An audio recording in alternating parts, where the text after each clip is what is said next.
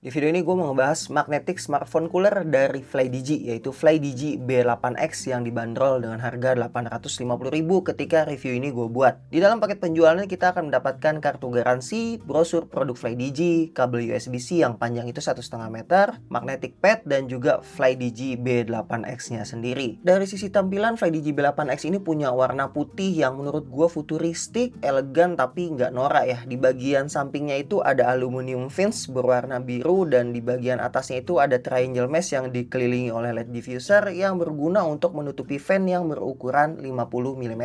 Cuman ada satu port USB aja di bagian sampingnya, dan di sisi sebaliknya ada sebuah tombol power, dan terakhir di bagian bawahnya ada cooling surface-nya yang ditutupi oleh silicone pad. Sebenarnya gue nggak pernah megang yang versi B7X, tapi akan gue tampilkan di layar perbedaannya apa antara B7X dan B8X. Tapi yang pasti di B8X ini dia itu diklaim lebih kuat untuk intake-nya karena memang fan-nya lebih besar, dan karena fan-nya lebih besar untuk noise-nya juga lebih kecil ya. Jadi dia ada di 35 desibel aja. Terus karena cooling pad-nya juga lebih besar dengan side fin-nya itu yang juga permukaannya lebih besar karena ada 120 piece. Secara pendinginan sih mestinya dia itu lebih baik ya dibandingin seri yang B7X. Kemudian untuk seri B8X ini dia udah punya yang namanya temperatur smart control yang ngebuat dia itu jadi lebih stabil, nggak terlalu over dingin, dan mencegah terjadinya kondensasi. Dan karena ini FlyDigi, tentunya ada software juga yang bisa kalian download baik di iOS ataupun Android dengan nama FlyDigi Game Center. Di dalam software kita bisa milih mode pendinginannya, ada 3 di sana, yaitu Smart Control, kemudian Intelligent Variable Frequency, dan juga Fixed Power. Di Smart Control kalian bisa milih 2. Yang pertama ada mode Silence, di mana dia itu fokus pada pendinginan yang nggak berisik, jadi memang di limit supaya fan-nya itu nggak terlalu kencang bunyinya. Dan yang kedua ada versi Max, yaitu untuk fokus kepada performance dengan mengorbankan kebisingan suara dari fan yang dihasilkan oleh B8X ini. Kemudian di mode Intelligent Variable Frequency kita bisa ngatur temperaturnya itu tujuannya mau sampai ke berapa derajat. Kemudian kita bisa ngatur fan speednya juga, jadi mirip-mirip kayak kita ngatur PWM atau CPU fan atau case fan di komputer kita. Dan terakhir ada Fixed Power, di mana kita bisa milih ada 3 mode di sana, yaitu Energy Saving yang stay di sekitaran 10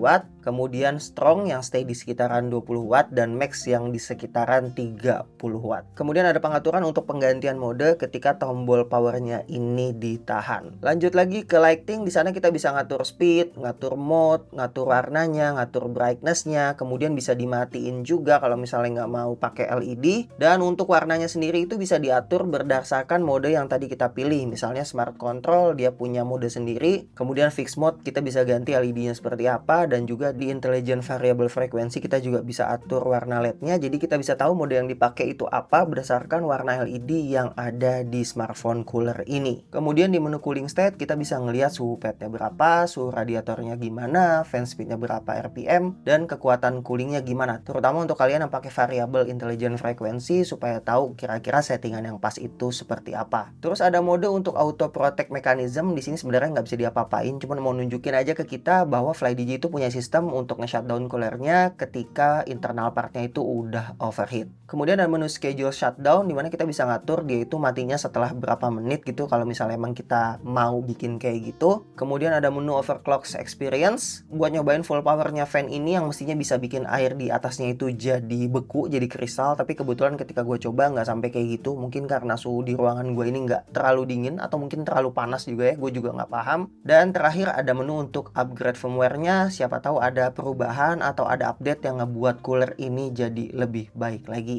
Oke, untuk performanya gimana? Gua mau disclaimer dulu, kebetulan alat untuk ngetesnya infrared termometer gue itu nggak tahu ada di mana, entah menghilang kemana semenjak COVID. Jadi gue nggak bisa tes, gue tes laser untuk setiap bagian-bagian di HP-nya. Yang kedua, gue bukan mobile gamer, gue sekarang lebih ke PC gamer. Jadi mohon maaf kalau misalnya tes footage-nya itu gue cuma main kayak HOK aja atau mungkin Clash Royale aja. Karena memang gue udah nggak terlalu main game-game kompetitif lagi ya di smartphone. Jadi mohon maaf, gue mungkin nggak akan kasih lihat yang bener-bener ngebuat HP itu sampai panas. Dan kebetulan karena gue pakai iPhone untuk ngetesnya, jadi gue juga nggak bisa kasih lihat FPS counternya seperti apa. Jadi berdasarkan 2 disclaimer itu, pendapat yang akan gue sebutin di sini adalah berdasarkan apa yang gue coba sampein kepada kalian berdasarkan apa yang gue rasain ketika gue pakai smartphone cooler ini. Oke, yang pertama untuk magnetic padnya itu kuat banget ya, bener-bener kuat. Ketika gue cobain di iPhone 14 itu tanpa case dia tentunya aman banget. Gue goyang-goyangin atas bawah itu juga dia nggak lepas. Kemudian untuk di case Spigen, gue pakai case Spigen MagSafe yang ada MagSafe-nya. Gue coba tempel dan aman juga. Gue pikir bakalan jatuh karena mungkin kurang kuat, tapi ternyata itu oke banget, masih nempel ya, nggak ada masalah ketika gue oglak-oglakin, ketika gue goyang-goyangin. Dan untuk magnetic pad-nya ini gue coba tempel ya di Poco C71. Dia itu enak ya buat device apapun bisa jadinya. Kemudian dia juga bisa dicopot juga dan dipindahin, walaupun mungkin proses copotnya agak keras juga ya, terutama kalau lagi dingin ya. Jadi kalau misalnya mau dicopot mungkin ditunggu agak panas dulu baru dicopot, jangan langsung dicopot ketika masih dingin. Kemudian untuk cooling powernya ini cakep ya. Lagi-lagi gue nggak tes pakai temperatur test, tapi udah gue cobain pakai tangan gue sendiri. Gue coba main game tanpa cooler dan dengan cooler memang terasa banget perbedaannya. Jadi kalau misalnya gue main pakai cooler, otomatis keseluruhan bodinya itu jadi lebih adem. Walaupun mungkin kalau gue cobain pakai case juga cukup ngebantu juga, tapi memang maksimalnya kalau nggak pakai case ya, itu dia jadi adem lah dibandingin ketika gue nggak pakein cooler. Terus untuk suaranya dia juga nggak berisik ya, kecuali gue lagi nyalain di full power gitu tuh baru berasa. Jadi kalau misalnya gue analogiin fan-nya itu suaranya ya kayak fan PC biasa aja gitu, nggak terlalu yang kenceng banget gitu.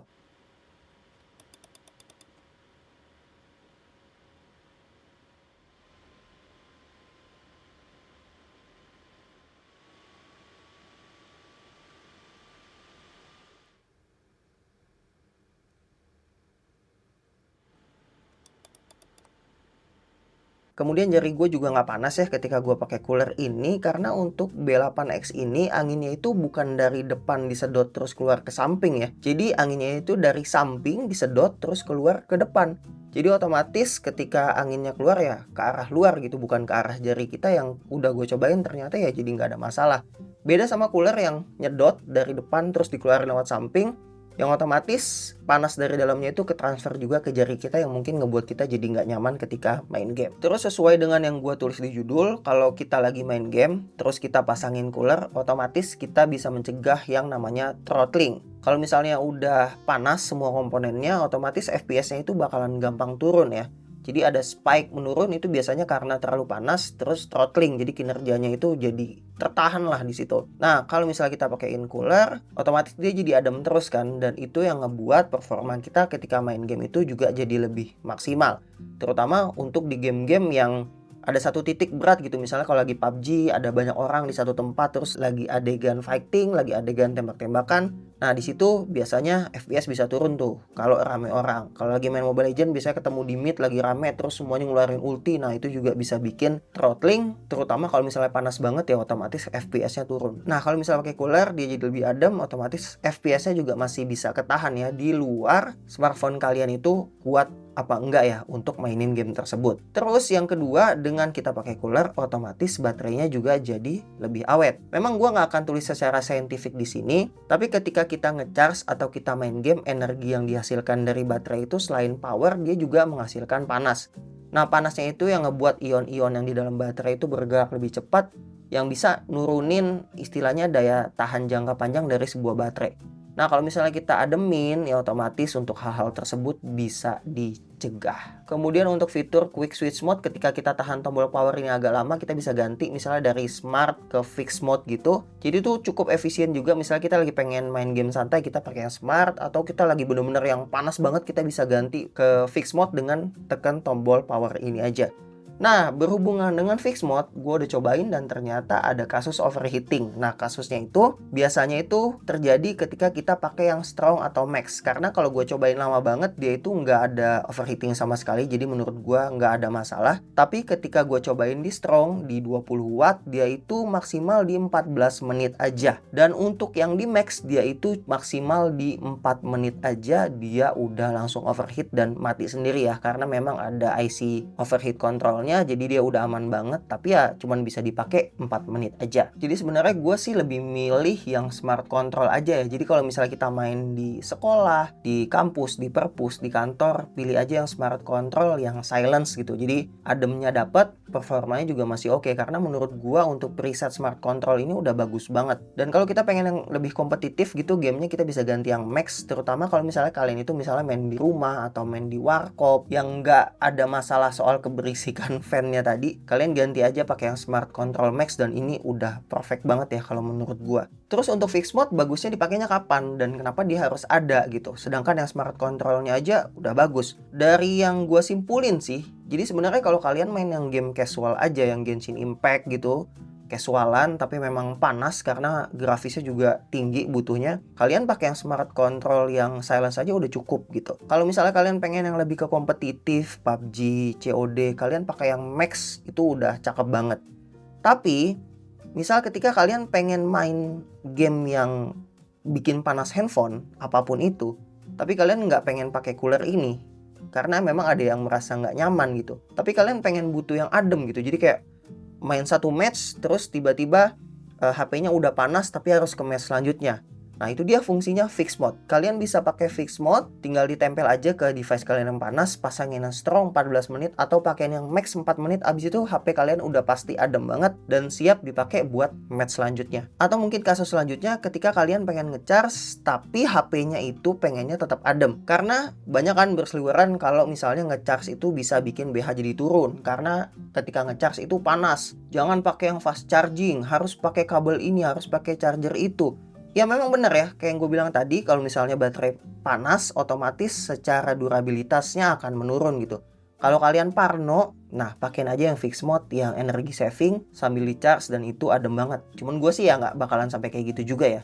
Cuman kalau misalnya ada yang khawatir, sekhawatir itu, iPhone-nya takut 1% turun gitu, beli aja ini sambil di charge biar lebih adem. Kalau emang kalian takut BH-nya turun, jadi memang skenario-nya seperti itu. Nah, untuk kekurangannya apa nih? Dari yang gua temuin ketika gua cobain B8X ini, pertama dia itu nggak punya yang namanya pass-through charging. Hal ini agak gua sayangkan karena kita jadi butuh banyak kabel ya. Jadi satu kabel khusus buat coolernya, satu kabel khusus buat chargingnya. Padahal kalau misalnya disediain satu port lagi buat pass-through charging, tentunya bakalan lebih simpel, cukup satu kabel panjang dan satu kabel pendek aja. Kalian bisa langsung pakai cooler ini untuk ngedingin handphone sekalian untuk ngecharge HP-nya. Kemudian yang kedua, untuk magnetic pad-nya itu kenapa dikasih cuma satu aja ya? Kalau bisa dikasih 2 atau 3, ya emang sih bisa dipindah-pindah. Tapi seberapa lama sih daya tahan lemnya ketika sering dipindahin? Jadi kalau misalnya ada tambahan kayak 2 atau 3 pad itu bakalan lebih perfect lagi. Dan satu hal lagi, untuk warnanya yang B8X ini kan putih ya, yang B7X itu hitam. Seandainya yang ini ada hitam juga, tentunya mungkin bisa jadi preferensi juga karena ada sebagian orang yang nggak terlalu suka warna yang mencolok, walaupun memang secara desain ini bagus menurut gua, tapi mungkin aja ada yang pengennya ya warnanya hitam aja gitu, nggak pengen kelihatan pakai aksesoris banget.